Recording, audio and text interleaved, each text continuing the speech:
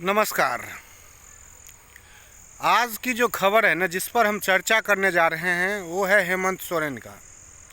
एक ट्वीट आया है कि उन्होंने एक योजना चला रखी है, मैया योजना, जिसके तहत महिलाओं को 1200 रुपये प्रति महीना दिया जाता है। वो कह रहे हैं कि तानाशाहों ने इसको बंद करने के लिए केस कर दिया है। सीधी तौर पे ये समझ लीजिए आप कि वो कह रहे हैं कि बीजेपी वालों ने केस कर दिया है इसको बंद करने के लिए।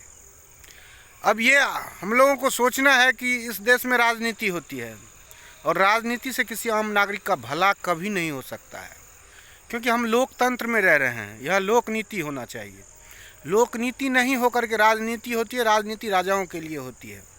राजा अपने सुख सुविधाओं के लिए राजनीति करता है और वही हाल है। आप देख लीजिए कि कोई गरीब अगर सांसद या विधायक बना है नहीं है, तो फिर राजनीति ही हो रही है ना, क्योंकि हर अमीर जो भी कोई है इस क्षेत्र में वो सिर्फ अमीर ही है। वो अपनी अमीरी बढ़ा रहा है। उसको क्या ज़रूरत है गरीबों की गरीबी दूर करने के लिए। और रहा सवाल हेमंत सोरेन की, ये लोग क्या कहते हैं ना कि जब भी चुनाव आता है तो एक दूसरे को गुमराह करने में लगे हुए रहते हैं। मैं ये नहीं कह रहा हूँ कि फलानी पार्टी अच्छी है फलानी बुरी है, सारी पार्टियों का यही हाल है। अब वो कह रहे हैं कि सीधे तौर पे कि बीजेपी इस योजना को बंद करना चाहती है।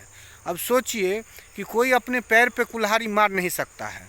बीजेपी महाराष्ट्र में ऐसे ही कुछ बहना योजना कुछ करके चला रही है। बीजेपी की सरकार है और शिवसेना की सरकार है। मध्य प्रदेश में लाडली बहना चला रही है।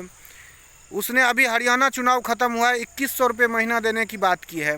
महाराष्ट्र में घोषणा पत्र में उन्होंने कहा है कि 2100 रुपये महिलाओं को दिया जाएगा। तो इस प्रकार बीजेपी क्यों इस योजना को बंद करेगी? बीजेपी तो कभी बंद नहीं कर सकती है, क्योंकि इस योजना के बारे में अगर बीजेपी ने एक शब्द भी बोल दिया ना कि मैं मैया योजना बंद कर दूंगा, तो उसे एक भी वोट नहीं मिलेगा। क्योंकि हमारे देश में इतनी गरीबी है ना, इतनी गरीबी है कि आप किसी को अगर 10 रुपये दे दीजिएगा ना तो वो आपको भगवान समझने लगेगा। किसी को 4 छोले भटूरे खिला दीजिए ना, वो आपको भगवान समझने लगेगा। इतनी गरीबी है। और देश के आंकड़ों में जाइएगा ना तो कहेगा गरीबी नहीं है, क्योंकि देश में गरीबों को समझने वाला कोई नेता है ही नहीं। क्योंकि गरीब अपने आप को समझाना ही नहीं चाहता है। गरीब हर हमेशा गुलाम बन के जिया है और गुलाम बन के रहना चाहता है। पहले जिस प्रकार अंग्रेज़ों ने इस देश को गुलाम बनाया था ना, अब ठीक उसी पद्धति पे चल रहा है ये अमीर राजनेता लोग। ये गरीबों को ही गुलाम बनाने में लगे हुए हैं।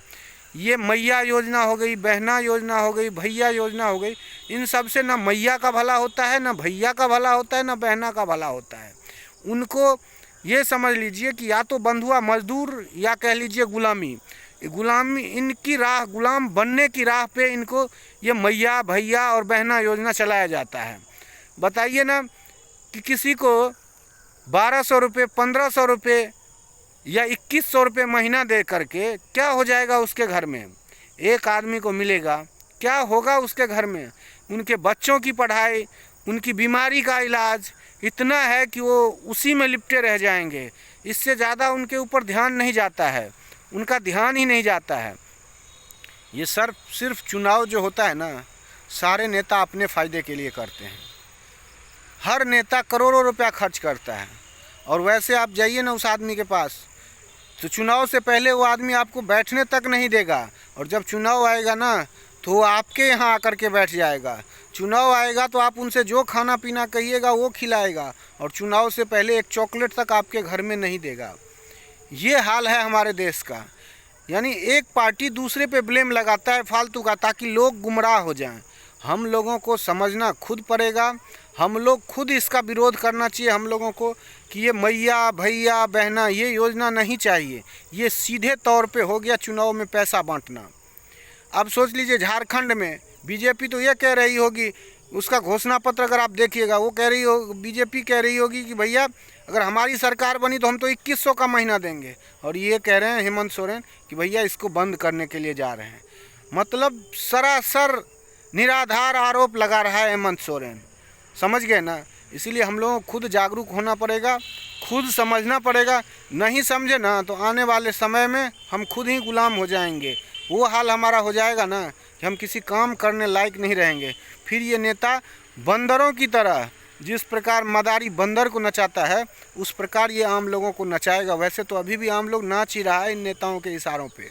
धन्यवाद। अच्छा लगे तो आप शेयर कीजिए, लाइक करते हैं तो शेयर कीजिए, सब्सक्राइब कीजिए। धन्यवाद।